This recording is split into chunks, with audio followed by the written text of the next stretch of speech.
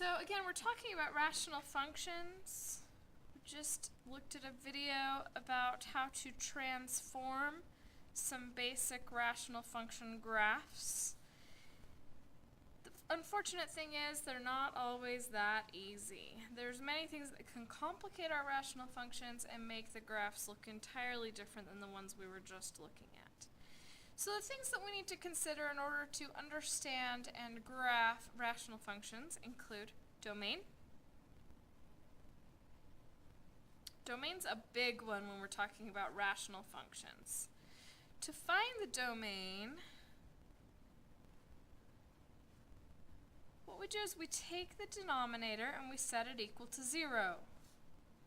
Set the denominator.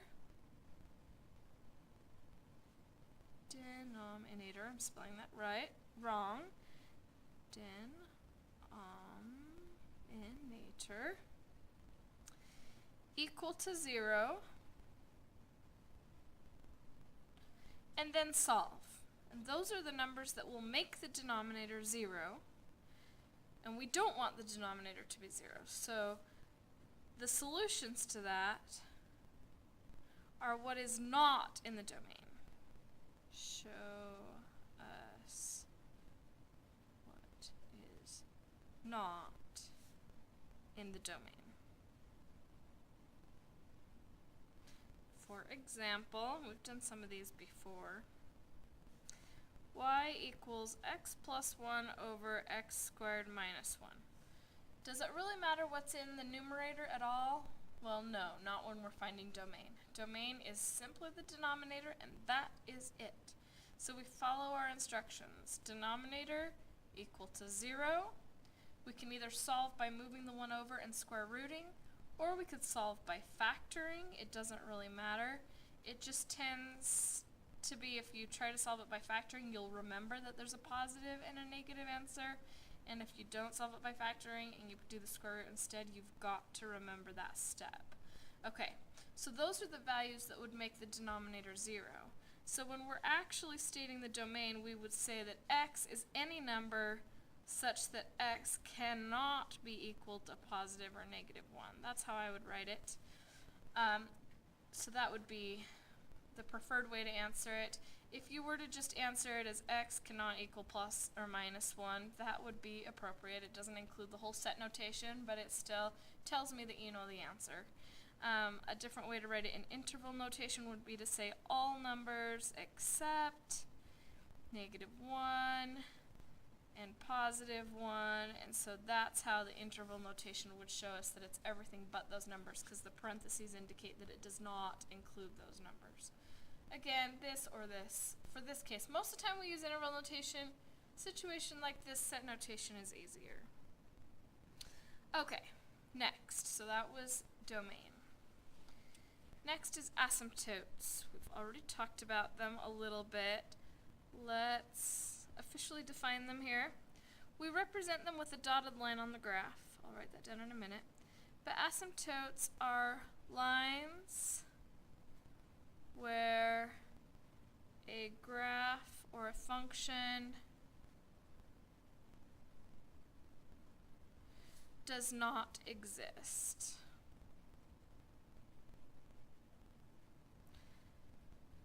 That can happen for various reasons, like where the domain can't be. You know how we just talked about the domain cannot be positive or negative 1, so therefore there's asymptotes, or could be asymptotes at those locations, to show us that the graph does not exist there. How asymptotes work is that the graph gets closer and closer to the asymptotes without ever actually reaching it.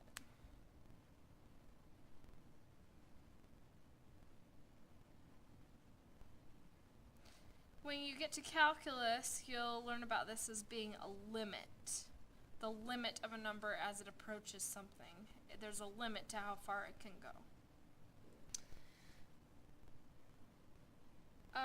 We use a dotted line to represent asymptotes. Represented on a graph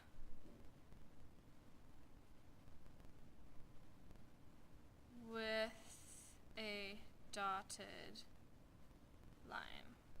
Okay, there are two types of asymptotes.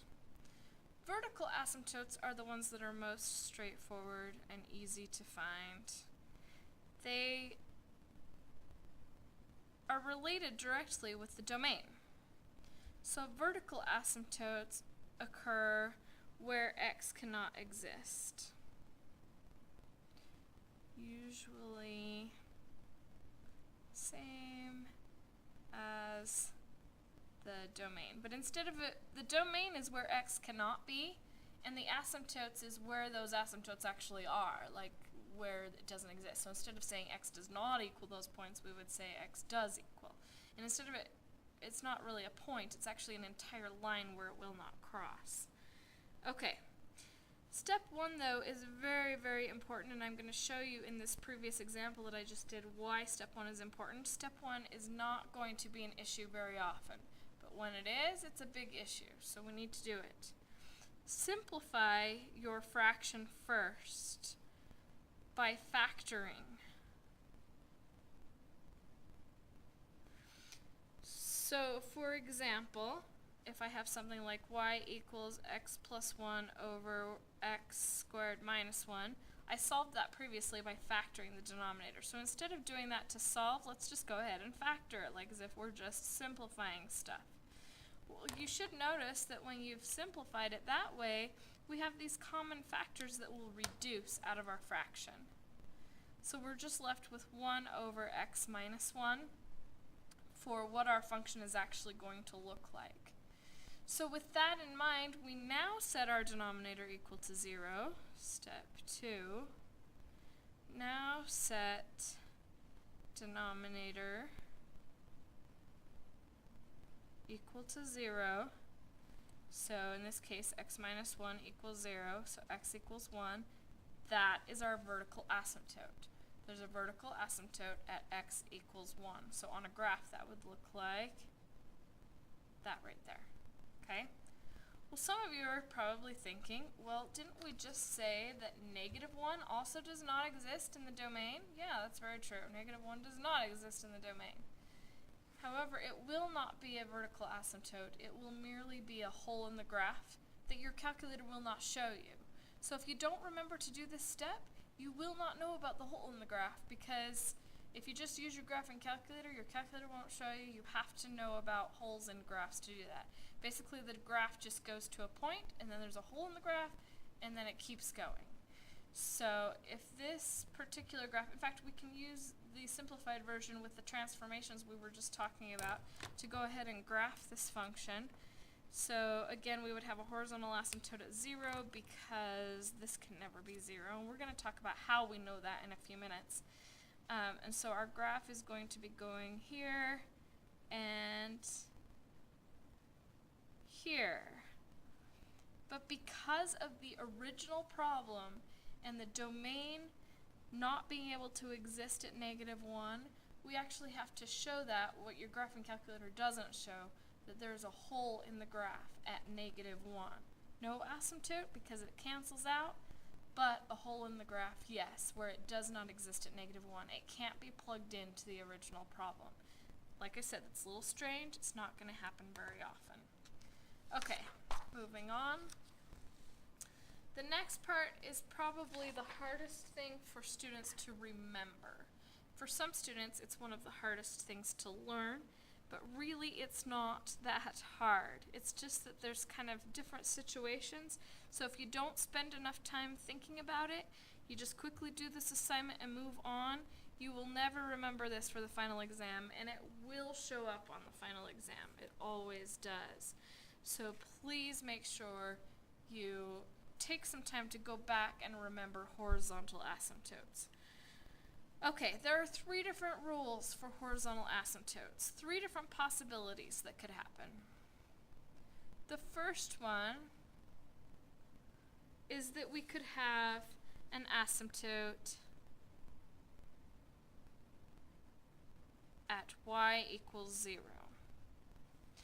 That will happen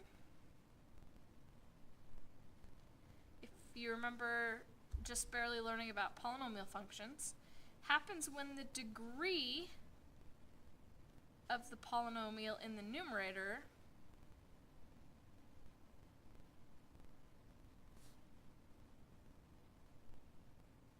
is less than the degree in the denominator.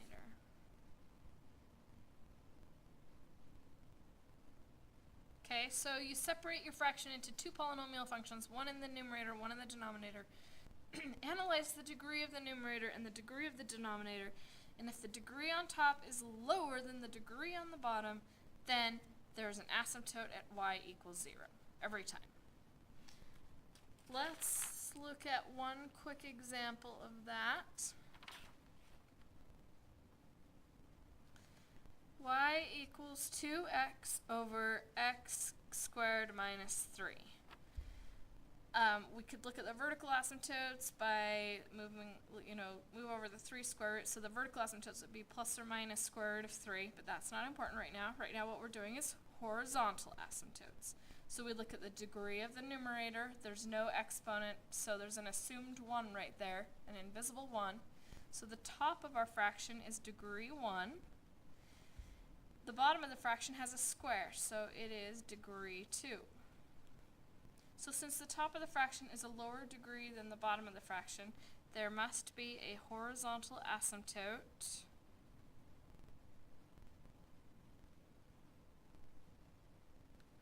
at y equals 2. That just happens, no, y equals 0. That just happens to happen because there will be no vertical translation in the graph. If this is a proper fraction like this, sometimes the fractions can be improper, and then we end up having a horizontal translation or a vertical translation that moves that horizontal asymptote. Okay. I need to be careful to not say things too wrong or I'm going to totally confuse you. Second possibility. Asymptote at a different number, y equals, I'm not sure exactly what to call this, it's going to be one number over another number, okay? So we need to learn where those numbers come from. So it's kind of like A1 and A2, sort of. Anyway. What we want to do is analyze the top and the bottom of the degrees on the top and the bottom. So this happens when the degrees are equal degrees. Okay, so for example, if I have 2x plus 5 over x minus 6, these numbers, A1 and A2, and I just made that up for them, they are the leading coefficients.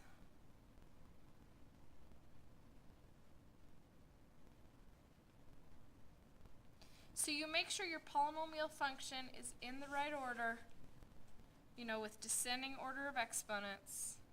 You look at the degree, so notice how the degree on the top is 1 and the degree on the bottom is 1. The degrees are equal. So therefore y equals the leading coefficients, which this one is an invisible 1. So y would equal 2 over 1, or just plain old y equals 2 for that horizontal asymptote. Okay. The third situation is that the graph will not have a horizontal asymptote. No horizontal asymptote. That doesn't mean it doesn't have an asymptote at all. It means that the asymptote is a different shape. There will be no horizontal asymptote. Instead, we will have an oblique asymptote. And an oblique asymptote can be diagonal or parabola shaped.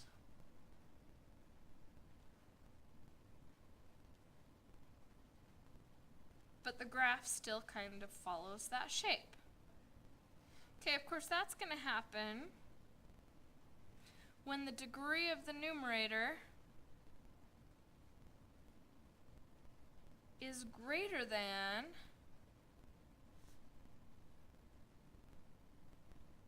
the degree of the denominator.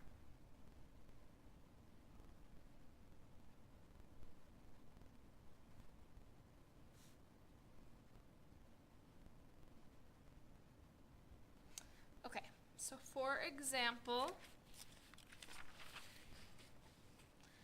if we have y equals 2x to the fifth minus x to the third minus 2 over x cubed minus 1, let's look at the degrees here. So the degree of the top polynomial is 5. The degree of the bottom polynomial is 3. Notice how the top is greater than the bottom. Okay? So to find that oblique asymptote, we have to do some division.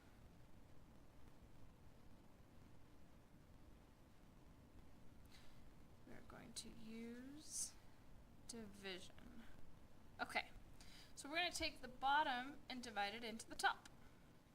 So x cubed, and normally you would have to add your 0x squared plus 0x minus 1, and divide that into 2x to the fifth plus 0x to the fourth minus x to the third plus 0x squared plus 0x minus 2. Then we divide this into this. We did this in the first chapter in section R5, I think, or R6, when we learned about synthetic division. I believe we also reviewed long division. If not, well, here's your review. So x cubed goes into 2x to the fifth, 2x squared times. What I'm trying to find is the number that when I multiply it times that, I get this. So there it is. Now I go ahead and multiply it through. So 2x squared times x cubed is 2x to the fifth. 2x squared times 0 is 0. 2x squared times 0 is 0. 2x squared times a negative 1 is negative 2x squared. Draw the line, and when you're doing division like this, you change the sign. Draw the line, change the sign. Very, very important that you remember to do that. So then we subtract those, we get 0. Subtract those, we get 0. Here we get a negative x cubed and a positive 2x squared. All of this detail doesn't matter quite so much as that right there. Because now we have to think, what do I multiply this x cubed by to get that negative x cubed? Well, the answer is a negative 1. That is your oblique asymptote. Notice how it's a parabola shape. Yes, a little bit weird. A parabola-shaped asymptote. Those don't happen very often.